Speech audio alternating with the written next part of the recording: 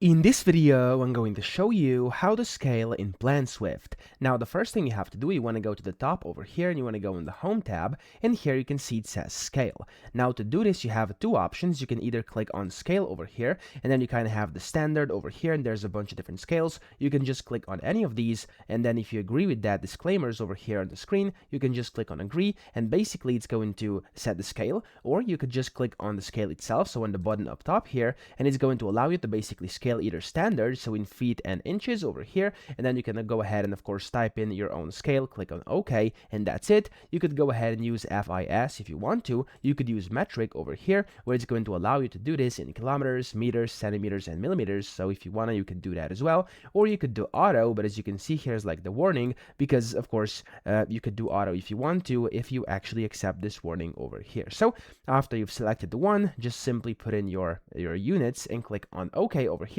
and it's going to basically scale. So that's how to do it. I hope this video helped you out. If it did, please subscribe to the channel and help me out as well.